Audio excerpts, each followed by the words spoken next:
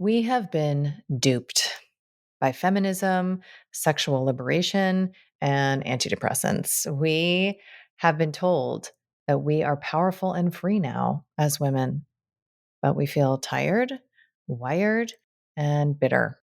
We're mostly eating right, exercising and meditating, wrangling to do lists, and arranging playdates. And yet there's a haunting hollowness beneath the huge complaints.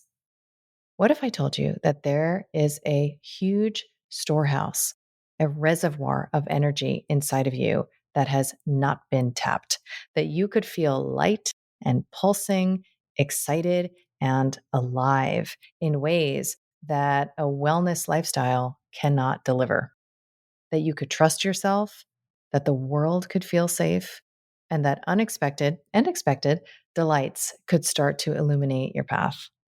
No coach, therapist, doctor, or guru required. Just you learning to get real, present, and attentive with you. I feel like I'm here to matchmake your inner parts for the greatest love affair ever written. I want to help you learn first where you're buying eggs from the hardware store, which is the source of all pain. I want to help you master entering through the upset, which is the only spiritual practice you'll ever need, and to get real comfortable putting on your villain crown, which is, in my opinion, the key to true power. And then you'll attune to your inner yes so you can live the life defined by the specific pleasure of who you are. I am so excited to announce my latest book called The Reclaimed Woman, which is available for pre-order now. So if you head to the link in show notes, you can learn more about bonuses, events, and companion offerings. And I cannot wait to see your gorgeous face on the path.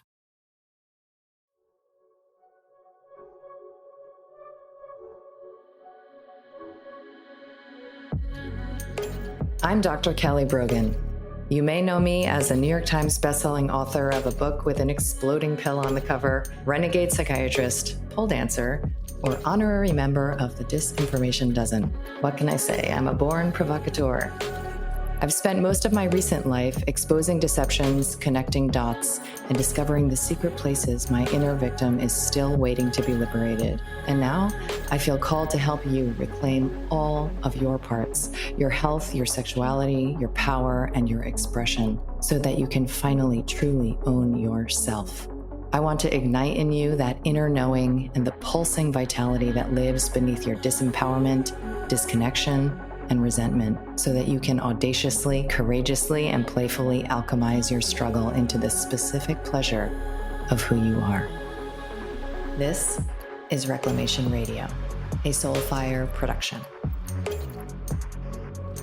Hello and welcome to Reclamation Radio. I am here with my friend and ally, and in many ways, spiritual father figure, Dr. Tom Cowan, who I am excited to be in conversation with, not only for this hour, but also for an event that we are collaborating to put together on February 25th that we're calling Science and Eros. So we're going to present to you sort of an hors d'oeuvre conversation around the reality of science, whether it's biology, history, medicine, all the way to relationships and the ways in which these same patterns of deception and illusion and self-betrayal can show up in so many different dimensions of our life. So welcome, Tom. I'm excited to chitty chat today. Thanks, Kelly. And it's always interesting because, we've had a chance to talk outside of being recorded. And I think usually when you talk to somebody, it's kind of builds upon the previous conversation. But then I realize the other people haven't been part of the conversation. Yeah. So I can't assume that they know, oh yeah, well, we talked about that before. So it's true. Yeah. And that's why I'm excited actually about this event, because I intend, and I know you do too, for it to be like a compendium, like a summary, a sort of like capture of so much of what we have been talking about, which is the ways in which all of these different topics are connected. And I always tell you have so many pearls of wisdom that are scattered all over the internet, and they need to be put together in one place. So I feel like it could be a satisfying experience for so many who resonate. And I know that One of the things that we both agree on, one of many things, is that the truth is not scary, right? And I've often referenced that one of the ways I know you're enlightened is because you are funny, because you have so much levity and lightness, and you crack me up all the time. And the way that you handle these very grave truths is with a very light touch. And I think that, you and I both see how if you don't question deeply enough, you can get trapped in this layer of truthing, if you will, this sort of superficial realm of inquiry, which is actually pretty scary, right? Like if you don't question deeply enough around, I'm sure one of the topics we'll touch on, which is, contagion, infection, germ theory, you could end up just applying, endless amounts of vitamin C and zinc or whatever to your fear of other people's bodies and the invisible enemy. And so what I think we like to do, and you are far more advanced at this than I am, is to just keep going, keep questioning, keep asking, is this true? How do we know that this is true? And that's, I think, how you would define free thinking, right? Yeah. And, there's a whole lot I could say about that. But one of the things is, I would say, fortunately, but maybe unfortunately, up till now in my life, and I'm, not a spring chicken, as they say, but I have rarely run across things that I would say, there's no way I'm going there. Right. And I hear that from a lot of people. Like, I'll say something which to me is just like somewhere between interesting and funny, Yeah, that's a good place to right? live. Yeah. Like, this isn't the way you were told. Like, there's no virus. And some people, it seems like it sort of threatens their whole way of life almost like I can't live unless that's true. And I think to myself, what's the big deal? Like, if there's no virus, there's no virus. Like, why would that be a sort of, quote, soul crushing experience? So, in some ways, I've been blessed that I haven't really run into that. On the other side of that is I have a feeling it's coming, that there will be something, I don't know when, that, wait a minute, like, and I'll have more of an understanding of what people are going through. Like, I get to the point where I just cannot go on, like, and I don't know what that's going to feel like, because I really haven't been there, and I don't think I will like it, but but I'm ready. I've been preparing myself for it. And I think that's, when I think about also what we're trying to do with this summit, and I would say, and I know we've talked about this a little bit, and I think I'd love to hear your opinion on this too. I've kind of decided in a funny sort of way, even though I spent a lot of my time, like, quote, teaching people, that I'm not really doing this to teach people anything, or certainly not convince people of anything. I'm only doing this because I wonder whether it's right or not. Hmm. And somehow looking into it deeply enough to give like a talk on something, like, I don't want to sound like a total idiot. So I get up there and, like, I don't know what I'm supposed to say next. So, and I've had occasions where I'm in the middle of saying something publicly, even, and a lot of my things, I think, are live. And I have this feeling or this sense of, wait a minute, this isn't true. And then what do you do? Or what do I do? And so do I back off? I'm usually pretty good at skirting my way around that. So I hope that people see this as somebody's exploration into what is real or what is true, or I don't know what the word is. And that somehow it helps. I mean, I don't even know if it helps you. I think it will, to hear somebody else on that path, what they have come to. But I'd love to hear your take on. Yeah. I mean, I think that's why our work is so complementary, because as you know, I have many perspectives on why people cannot change, why they cannot think Yeah. freely, and some of the like humble origins of the ways that we get stuck and how it is that our framework, even if it's a scary one, can meet our needs, right? And we sort of build an entire lifestyle based on these beliefs, and the change associated with those beliefs would restructure our lifestyle in such a way that maybe our primary needs wouldn't be met. But I think that one of the reasons that you can't relate to so many of these folks is because, for whatever reason, I've observed that you don't have change coupled with being bad and wrong. And what I mean by that is that for you to, I've heard you say it a million times, like, I was wrong about that, or I don't know, or maybe this is true, maybe not, right? So not only can you rest in uncertainty with a good degree of comfort, but also for most of us, to change implies, and this is like a sociocultural reality, I think, to change implies that we were wrong before, right? That we were bad even before. And to withstand that is really largely impossible for so many of us, right? If I, realize that smoking cigarettes is not for me and I stop smoking cigarettes, well, then when I was smoking cigarettes, I was wrong about that. I was Yeah. like the bad girl doing that. And if we can uncouple those two things and we can actually delight in change and the discovery process, and even hold all of these past versions of ourselves. Like, I've heard you say that there are even things in past books that you've written that you now wouldn't write, or like you kind of wish you could like go back with an eraser.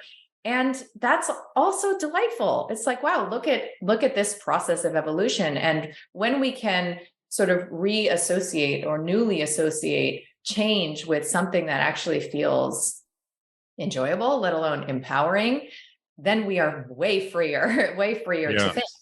Yeah. I think it, in a way, like, I think this was sort of a gift to me from, I don't know where, but this path of, I think this, and then I investigate it, and then find out I was incorrect, has always felt like a good thing. Even though, looking back, I mean, I would have to be a total fool to think that I got it right if I just examine what the things I've said and written over the years. I mean, it's not even close. And so I would have to deny so much reality that you can even is written on a paper. So I happen to look for these quotes, and I think this sort of encapsulates what I'm doing now. And I think what this summit is going to be about for both of us. And also that I didn't even realize how long I've been doing this. But when I remember when I got into medical school, like, the first thing I did was I read all of Sherlock Holmes, because I thought, well, he's a doctor, or Watson was, and he knows how to think. And so if you're going to be a doctor, you got to know how to think. And so here's a quote from Sherlock Holmes to Watson. How often have I said to you that when you have eliminated the impossible, whatever remains, however improbable, must be the truth? Right. You don't have to know what's real.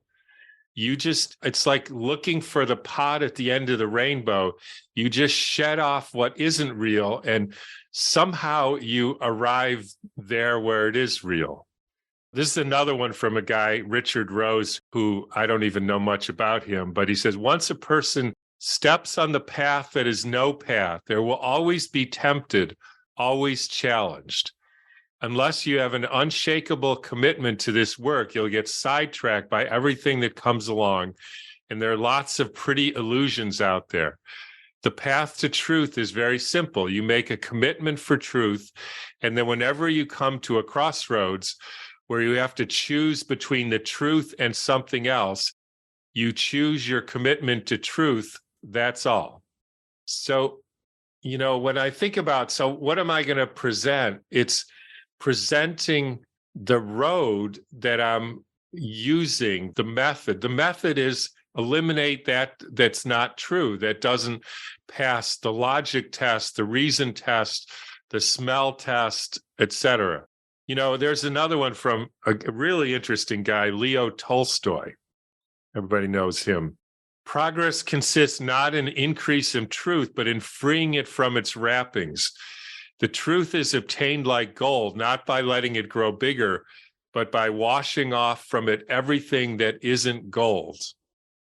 And when I was 20, I didn't realize, I can stop there, but I didn't realize that's what I was doing.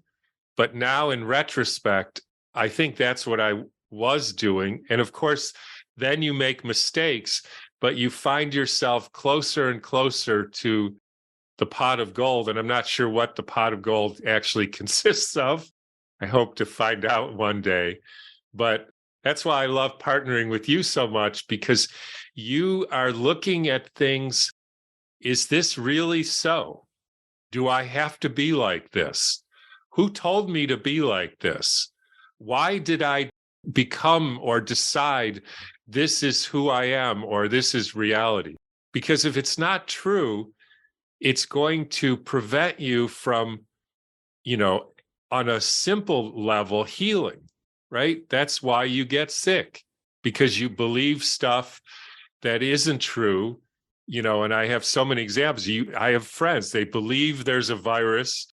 Guy, anthroposophical doctor, believes there's a virus, spends his whole year giving HIV drugs to AIDS patients, gets the shots, fourth shot kills him from a blood clot. Why did he die? Because he believed in viruses. Right. It'll kill you. So if you don't want to be killed, which is what most of us, or you don't want to be sick, or in a way, it's not so bad to be sick. It's probably not good to be killed, but to be sick means your life, the world is showing you this is an obstacle that you haven't looked at yet. Yeah. That's a great thing. Even once you see it like that, then it's like you say, it's not scary anymore. It's a gift. Yeah, there's so much overlap with the relational integration and healing process, because first you have to identify your no, right? You have to identify what is not working. I call it like where you're trying to buy eggs from the hardware store, where you are trying to source something from the impossible place that is not available there, health from the allopathic system, right? And once you identify what is not working, where you are like stuck in that, sort of infinite treading water, then you're liberated to understand like what it is that you actually want and what actually, is going to inspire, your lived experience. So yeah, I've come to the same, especially as I explored health, and I would say specifically germ theory, but also cosmology, that I came to the same conclusion. Like once I have a good idea of what I learned that is not actually true, and here's why, then it becomes just sort of like a playground exploration of what might be, and entertaining different ideas without attachment. And, we and our colleagues, we talk about the fallacy of replacement, right? How often it's the case that when people are presented with the cognitive dissonance of this is not actually true, this thing that you learned in grade school or whatever, this is not actually true, they want you to tell them what is true, right? So if it's not, if rabies doesn't come from a dog bite, then what is it? And that's actually, right, a logical fallacy. It's not actually part of the investigative process to also come up with the secure and valid truth. It's the responsibility of those interested in thinking freely to simply identify what is inaccurate. So I would love to touch on what you think, because I know you've identified so many of these. Do you think you could choose like 3 of your favorite untruths that you've been exploring? They can be however big or however small. Yeah. And also to say all these errors that you've spoken about that I've made, and I speak about them, they all, as far as I can see, well, they come from 3 sources. One, laziness. I just didn't do my homework. And then the second is I believed that, quote, dominant narrative without looking into it enough. So I just said there was a chickenpox virus, but I didn't actually know there was. Right. And the third reason is this: I gave like, what is the truth? Because I got suckered into it, because there was something in me that felt uncomfortable with leaving it as, I don't know what rabies is, even though I actually now I probably do, but I didn't then. So I gave some answer to try to resolve that discomfort in myself. and it's always wrong. The giving an answer to resolve a discomfort in myself always seems to come up with the wrong answer. That's not how you get the quote right answer. You get the right answer by doing the same process. Is it real? Is it logical? Does it, is it feel right? Is it intuitive? Can I do a control experiment and all that stuff? Once you do that, you may be able to come up with what's true. So, with having said that, so the answer to, I don't know what the answer to the three. Number one is viruses aren't real. And the reason I say that is A, it's really important now, right? And not only is it important because it ends the whole thing we've been through in the last 3 years, it also gets you out of this, what I now call like the bone pointing of the so-called freedom movement, who are all about scary lab leaks and how horrible everybody's going to die and all this. That's just, their bone pointing is like shamans pointing their finger at you so you make yourself sick. Not that the shots are good, that's ridiculous, but you've got to get to the bottom of this, which is there ain't no virus, never has been, easy to prove. That's like kindergarten. Once you get through that, it frees up. So this huge thing, which everybody believes, and you can't go down the road of, well, everybody believes it, or what do you think about these people? They all, none of these stuff, that's all off the table. The next is something to do with history, and the reason that's important, and this is what I would call an unproven hypothesis, very unproven, and I'm just going to explore this in the event. But is it possible that the way we are living now, especially with regard to healing ourselves and healing the world and caring for the natural world, is actually not the best way it's ever been done? It's not even close. Mm. And that there has been a way of seeing biology and seeing all living things and seeing how we work that people have known about, used, that has led to a way of life and outcomes that we can't even imagine. And the reason we don't know about them is because we believe in basically historical lies, like we're always getting better and better and better, and we're the best that's ever been. And I don't really think that's true. And so once you get out of that, people can start saying, wait a minute, you mean people actually knew about like how to heal and how to create a harmonious society?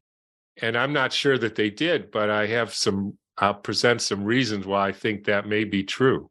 I mean, it's interesting, right? How insidious that sort of linear ascension is. Yeah. So much of our programming, from the biology of evolution all the way to the role of our superior technology, and this idea that, of course, everything is evolving for the better now. And this idea of that it's like non-linear or spiral or an otherwise like fragmented timeline is totally anathema to most of our consciousness. So that's, exactly. Opens up a whole rabbit hole. Yeah, it's a linear ascension.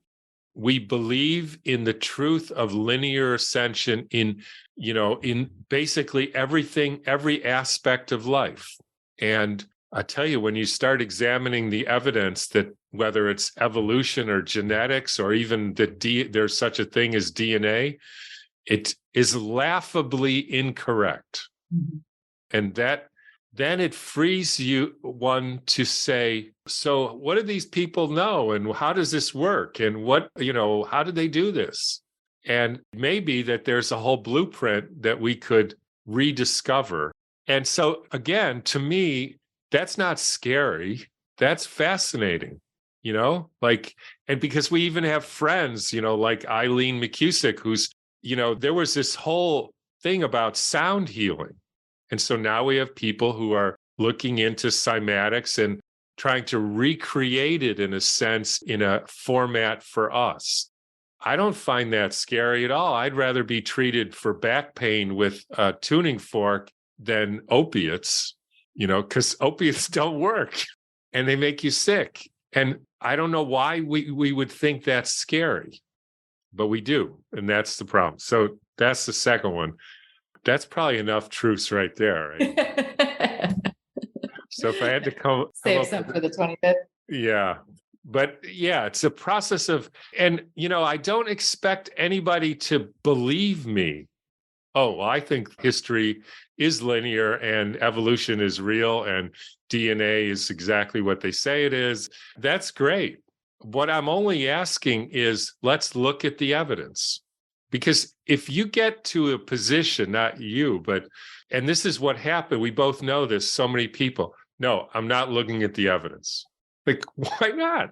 Yeah, I think about how when you are, because I look through this lens of our upbringing all the time, and when you are raised in an environment of insecure attachment and emotional immaturity, with your primary caregivers, there are so many things that are not modeled for you, and one of them is actually listening, right? So that the simple act of listening to someone is one of the hallmarks of secure attachment, where you can actually take somebody in and quiet your own self sufficiently to not be just waiting to interject your perspective or waiting to sort of commandeer the communication, where you can actually take it in and not feel that it threatens you to be exposed to something that you don't fundamentally agree with, right? So it's really a deep topic, right? Like, how can we be separate individuals having separate experiences and maybe even living in different realities, but still interact, right? Like, how can, we just listen? And, I think it's like Bernadette Healy or somebody who had this quote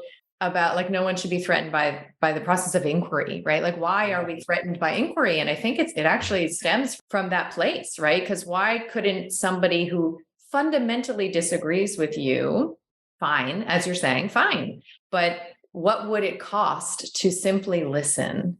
And it costs a sense of safety, a sense of, security that's sourced by preserving and protecting, like, our own camp, so it's a deep issue that we're bumping up against here, especially, the kinds of questions that you've asked, because there are a number of untruths that you've exposed, and they even, you're like the rhetorical police now, because, like, there's so many words that I can't freely use anymore, like antibodies and cell and, DNA and, genes, because I have been compelled by the research that you've done into, what may ultimately be a consensus reality that's built on these concepts, right? And not actually scientific evidence, because you've gone there. And what would it cost someone to just listen, to where you've gone? Well, sometimes it can cost a lot. And I hope, what we can do and offer to others is,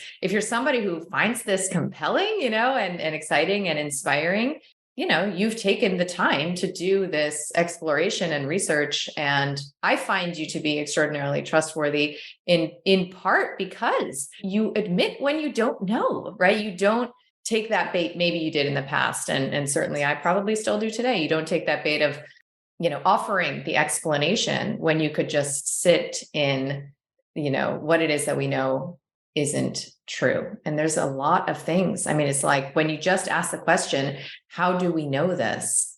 We come up empty-handed, I mean, on a lot of these topics, right? Yeah. Well, and that brings up too an interesting question of that I want to just put out there. So why did I want to partner with you in this? And it's very clear to me. So I've spent my life looking at these subjects, like, is the heart a pump, and is cancer genetic, and are there genes, and are vaccines safe? Is water just wet? Yeah, it's all that stuff. But I've spent not that I'm not interested, because I have been, but as far as, like, asking the question or trying to understand, how did a human being, including myself, how did I get in the situation where I couldn't ask that question or couldn't understand when people said, and I just said, I don't know, people are stupid.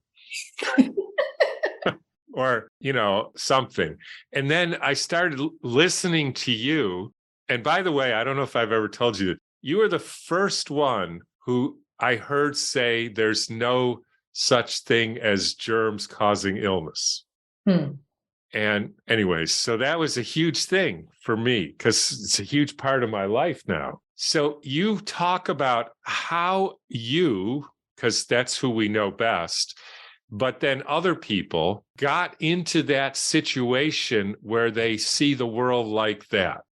And again, I never got into that so much. Just, I don't know why. I mean, I was interested, but I didn't know much about it.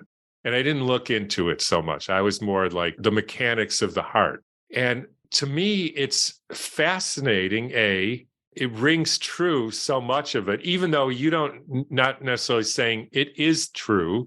But here's what I found, same process, I think, or similar to me.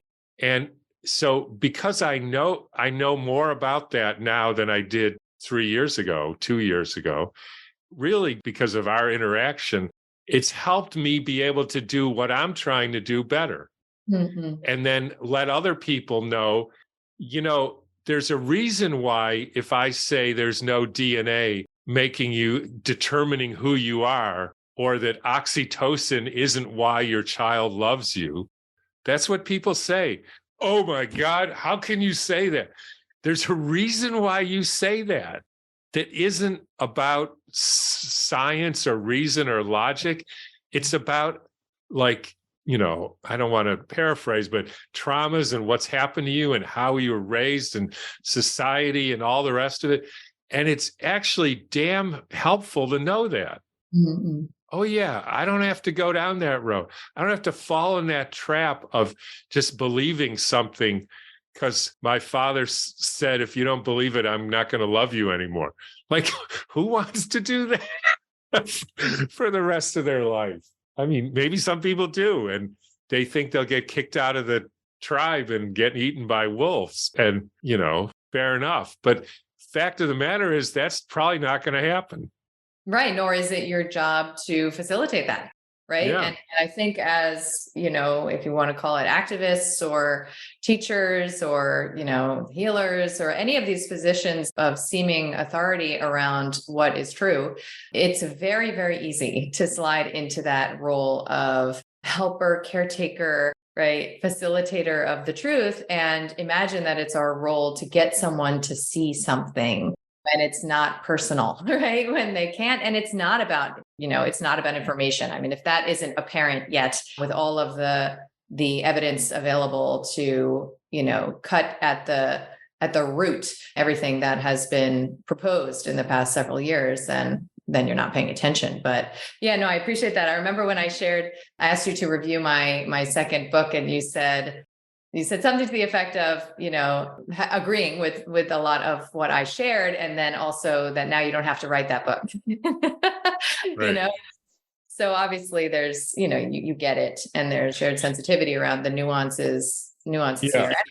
Yeah. And Here's also, an example of that. Because I said a while ago, when I'm public speaking and it's often live, and I often, or sometimes, not often, but I have the sense, I don't really think what I'm saying here is right. And it's hard because it's live, and somebody might hear it. But one of the things is, and it's been with me my whole life, and here I am, I'm a doctor, right? My job is to help people. And I would be saying something like, yeah, the reason I'm saying this is so I can help all of you people out there. And something would go off in me that would say, Tom, I don't think that's the reason you're doing this. And partly I remember being in medical school, here we are, all these people. There was no way you could convince me they were there to help other people. right. It was so not even close, not even close. But, you go through life thinking, even though my mother told me, you don't really seem like you want to help other people very much. She told me that when I was like 3. And she was right. But you go through life thinking, well, it must be true because I'm a doctor. Right. Yeah, must be. And then I hear you say, that's not really why we help people. I mean, there's other people who've said it too, and it's like such a relief. Mm, Like I can get off that. right. Well, Stop and then I pretending. can, yeah, I can just explore and share with people what I'm finding. It's much more fun. This business of trying to fool yourself is exhausting. It's Yeah, I exhausting. remember the first time that I became aware of that was actually somewhat recently, maybe like 2 or 3 years ago. And I was thinking about when I started to work a suicide hotline in college. And I don't really know why I started to do that, but that's what led me into psychiatry because I was like mentored by psychiatrists. And recently, like I said, I started to recognize that I did that again, not out of some altruistic impulse, but because I had that little tolerance for human discomfort that I needed to be a part of the immediate solution so that I didn't have to be ever exposed to somebody having a problem, right? Now I knew how to immediately fix it, right? And part of the fix is to relieve that sense within myself of the enormity of someone else's challenges, right? And I do think that's why most people go into medicine, is because of that little tolerance for another's discomfort or a feeling of obligation or responsibility to manage or resolve. A lot of us are what are called like parentified children, right? When we're growing up thinking it's our job to take care of our parents, for various reasons. And it is liberating because you get through that, you drop the mask of Yeah. imagining, and that dissonance is not only felt within us, it's felt, by others, subconsciously, Yeah. semi-consciously. I mean, Yeah. I would have done that, I think, because I would have, if somebody says, yeah, Tom, I want to kill myself, I'd probably say, well, how are you going to do it? And, how did you arrive at that decision? Well, my girlfriend left me and, oh, so what happened? And it would just, if some way, be fascinating to me to hear. And then I would be relating, well, does that ever happen to me? And, did I think I wanted, but it wasn't like because I wanted to stop them. But I think doing that and connecting with the person and working it out probably would stop them better than probably a lot of other things. Totally. Because So you at don't the need end that of this, moment. yeah, Yeah. at the end of that process, it's like, yeah, we like each other. Why do we like, hey, yeah, I feel better now. Hang out for a day or two more. Yeah, yeah. Let's you like going skiing? Yeah, let's, whatever. But I love it. So speaking of medical school, I know that we share many, many perspectives on, the nature of health and also, what makes you sick. And I know that in one of your recent live streams, you were talking about, I think you talked about 4 reasons that you've sort of distilled around what sort of like why people get sick, right? So if it's not their genes and if it's not being exposed to invisible particles, or germs, so-called germs, it's not their brain chemistry that's like faulty, then like what have you sort of come to as the primary pillars to consider when we're looking at illness in the framework that it's actually a wise response on the part of the body that is inviting you, right, as you said, to potentially explore something that is out of alignment or something that could evolve. yeah, I mean, they're not only invisible, they're imaginary. It's like postulating that the reason for blown up buildings is a invisible unicorn that's been genetically engineered to be wired with explosives. And then you say, well, can you show me one? And they say, well, no, because they're invisible. So why do people? It's 4 reasons. One, they have an injury or an accident. In other words, you fall off a horse. Now, you can get into a whole lot of reasons why you were on the horse in the first place, and that's complicated. But to a certain extent, practically speaking, you fell off your horse and you broke your leg. So that's how, one way. Second way is you're starving.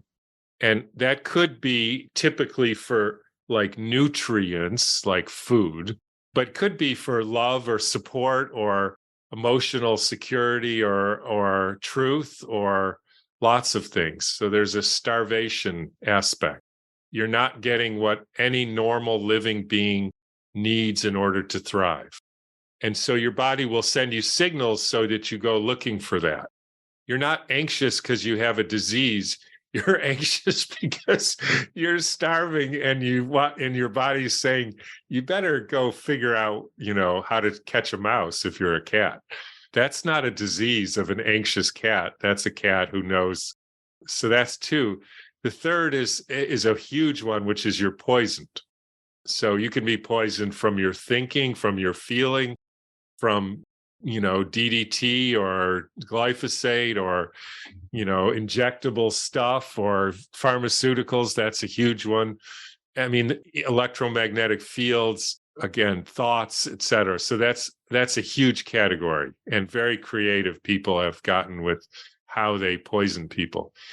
And the fourth, which I didn't appreciate so much until the last few years, is I think actually the mother of them all, or father. I'm not sure. You probably know better than I do. I call it delusions.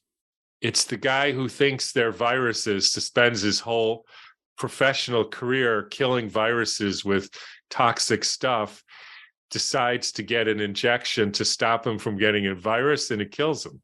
So you could say it's the poisoning at the end which got him, but it's really delusional thinking. And that's where this truth quest comes in.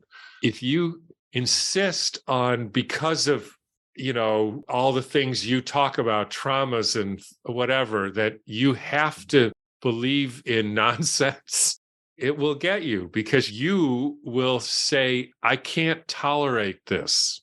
And so you will show yourself a innovative strategy pointing out how little you can tolerate this situation. And that's usually in the form of a trauma or sickness, or that's why you fall off the horse. Because the only reason you were riding a horse is, because your mother told you had to ride a horse to be a healthy person or something. And you didn't really want to ride the horse. So you didn't really learn how to ride a horse properly. And then the horse knows that and says, you'd be better off breaking your leg so you don't, have to go through this anymore. Bees will sting you in the place that they know you need, because they're trying to, help you out. So this framework is predicated on there being deep meaning, right, to any so-called symptoms or expression of so-called illness, is that it means something, and it's a clue, right? It's a clue to invite you to investigate. And, that reframe delivers you out of the field of fear and this triangulation, against your body, collusion with a system that knows better than you. And, you just corrected yourself. And I do this all the time too, way more than you do, like refer to the body, the nervous system, and all these things, like as if it's not you, Yeah, right? Like right. you telling you about you. And it's just so deeply ingrained in our thinking, in our rhetoric, in the way that we move around, that this body is doing something, and then there's me over here. Yeah, And when we resolve that fear, there's like a natural reunion that happens, and a sense of embrace of whatever it is that the body's doing, knowing that there's a message to our awareness, right? And how do we grow this awareness? Obviously, that's a big part of why we're even having this conversation, is because of the power and the delight of awareness. And, that leads me to my last question, which is really, why is it awareness? Like, why does the truth matter to you, right? Both of us are obviously very interested in deception, right? And the game of sleuthing what lies beneath. And that's one of the frameworks spiritually, even, for this human experience, is, lifting all of these veils so that we can come closer and closer to something that feels right, and like a relief, and like almost like a funny thing, like almost like this arrival at the smirk. So what would you say is the reason that it matters to you? Like, why do you even care so much about the truth? Because not everybody does. Yeah, it's a great question. And again, not to give away sort of the punchline of the 25th, but I'll give it away sort of. Because I have a hypothesis, I think would be the correct word, that we are all walking over the rainbow going home. And home feels like the right place for us. Mm. And the rainbow is the rainbow of shedding deception. And so if you're able to walk on that rainbow, and the world will throw you all kinds of deceptions and obstacles, and illnesses and yeah, all that stuff. And you just keep yourself centered and walk that rainbow because I'm going home. And I have a feeling that home is the place to be. Mm. And it's a felt knowing, I guess, right? When you arrive. Yeah, I'm not there. So I don't really know what it feels like to be home.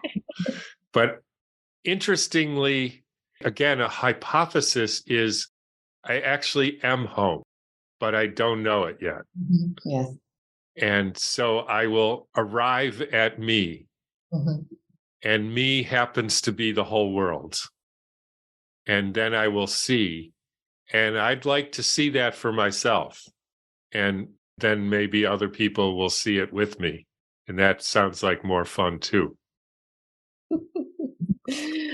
Your intrepid curiosity is really a pleasure to behold, and I am as excited for your presentations as I am to, give my own. And we're bringing on some of our favorite friends for Yeah. meditation, embodiment, movement, music, and creating an experience that I know will be like none other available, because we are some pretty funny people, the two of us. And if you are listening to this after the 25th, it'll certainly be recorded. And I hope to create a ripple effect of inspiration and that kind of, smile that comes to your face when you finally let go of something that was really Yeah.